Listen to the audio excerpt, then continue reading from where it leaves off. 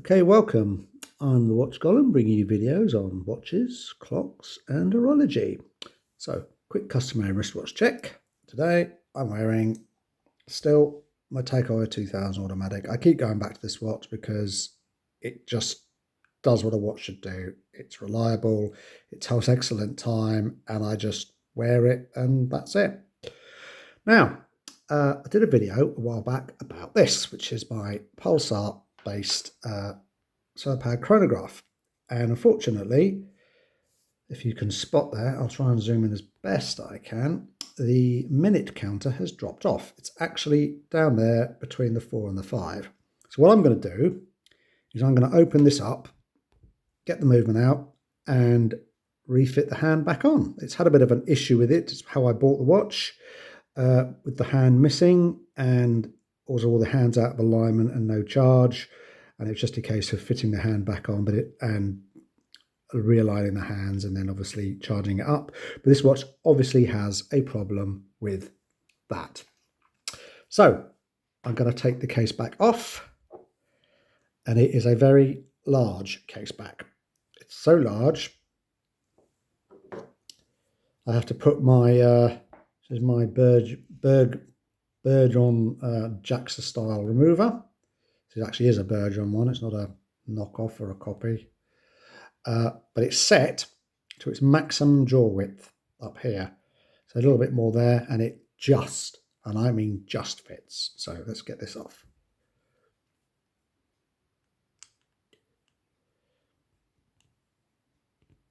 That's tight. Hold on a minute.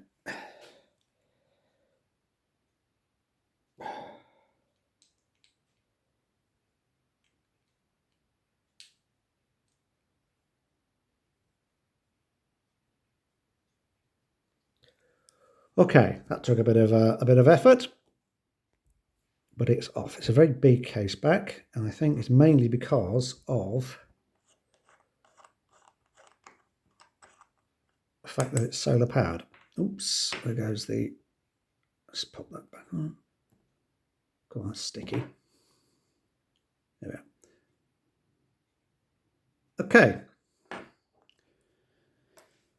Now we have that. The next thing to do is to get the movement out. As you can see, this is the Seiko VS175. Hope I've got that the right way around. Probably not, knowing me. I always tend to get these things the wrong way up. Let me just check. Yep. There we go. A better shot. So that is the Seiko movement that is in there. They put in other watches. And yeah, so I'm going to get the crown out. So crown's going to come out. There's a little thing in here and it's very fiddly. So bear with me. Okay, so what you need to do on this is you have to pull the crown out to the first position and just get it in there. In there, you have to push down and it should come out. So this is where I make a complete mess of it all. So I just reminded myself what to do, and here we go.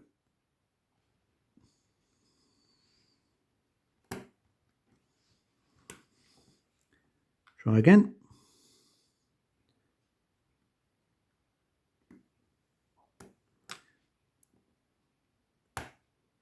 Nope, not playing ball.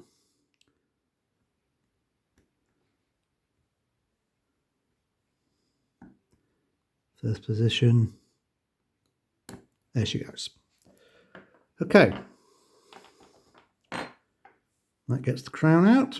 I'll pop that in the case back. And now, I'm just going to flip that over. Tap it on. And tap. I think it should come out. No, it doesn't want to come out. I have to pull this out if I remember now. Again, bear with me. Okay. Just going to slightly come in here and just. Oh, there she goes. Right. Hopefully this will come out now and I can get the hand out. Yay. There she comes. Just check inside. Case back looks good. I have to admit, it does look a lot clearer with the hand off. Now the hand appears to have disappeared. So I've got to find the hand.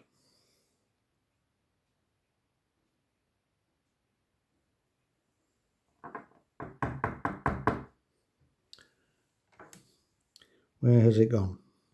So as you can see, the hand has magically fallen out and appeared just there. So I now have to fit this. Now I have a little technique for doing this, which is very difficult, which I will share with you. Okay, so what I do is I put the, let's get it in there. I put the minute counter as close as I can into a position, and then I will start the chronograph. And the reason I do that is without pushing the hand down firmly, as I can see that it lines up with the minute markers. So I'm just going to do that. I'm going to have to do this off camera, I'm afraid. Okay, so I've just fitted the hand lightly. I've started the chronograph. Whoops. As you can see it ticking away there. I'll just bring it in a bit closer. As you can see, it's quite a hard seconds hands to see, as it's so thin and painted black, and you only got a small red tip as it goes around. But we shall see if I have succeeded. If this works, then I will push a little bit more pressure on it, and that will put the hand in place.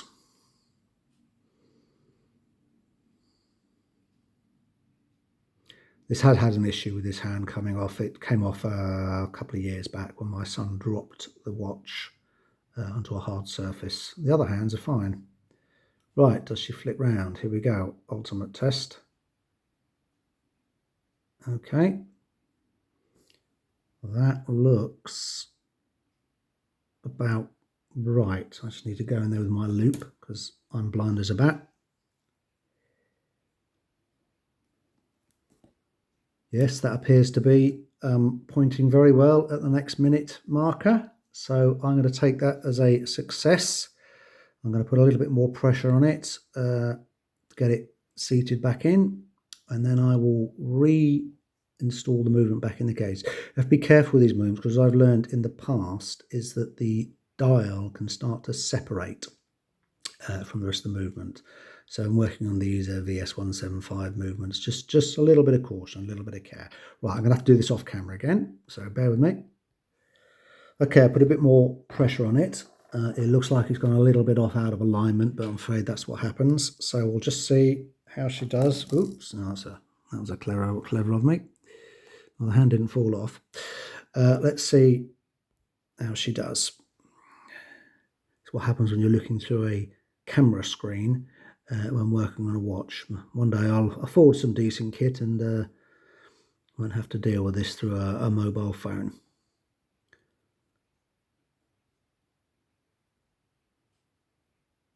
Just checking she flicks round. And as you can see, as it's getting up to 2 o'clock, the minute hand is starting to block. There she goes. It's starting to block the minute counter. Anyway, just going to check my loop. It's not perfect, but it is. I'm not going to make any more changes on that. I'm going to leave it there. So what I'm going to do is I'm going to stop this movement and get it back in the case. Okay, just oriented the watch because I'm a little bit stuck for space here. Okay, so far so good. Flip it over. I'm just going to make sure it's seated. I'm sure people flame me for the tools I'm using, but it's my stuff. Just pushing that down, making sure that's fitted properly. As I say, the dials on these can kind of separate. Let's get the crown. Strange enough, I did actually do a bit of a job on this a while back on just lubricating gaskets, so she should go back together quite nicely. Now, I tend to give a little bit of a turn as I push these in. Yep, okay, that went in nicely. Yep, clicked in.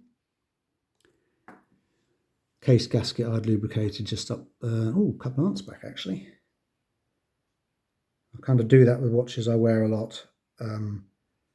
I just make sure the gaskets are lubricated up. So hopefully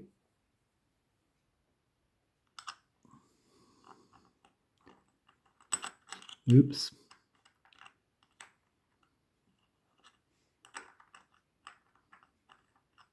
Okay, doesn't want to play ball. Gaskets still on there. Just making sure, and just the springs on this that have popped off. Let's try again.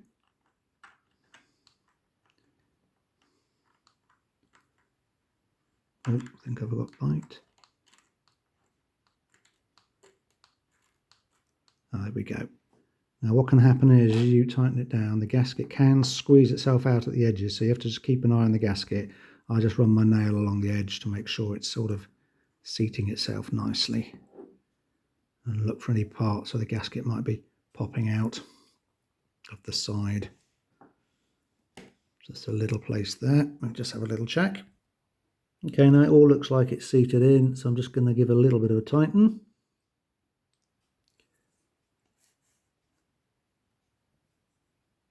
And we should be good.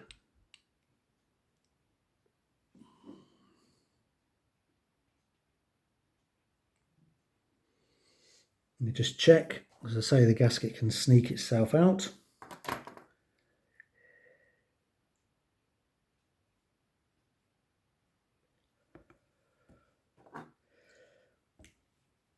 And there she is. All done. Stopwatch working, minute hand in, and as I stated in the previous video I did on this watch, the most annoying thing about it is the minute and the hour hands battens extend past and block the subdials. But hey, no one's perfect. No one's perfect at all. But there you go. So very quick little video on a little repair, done and dusted. Thanks for watching. Please like and subscribe. I'll catch you in the next video.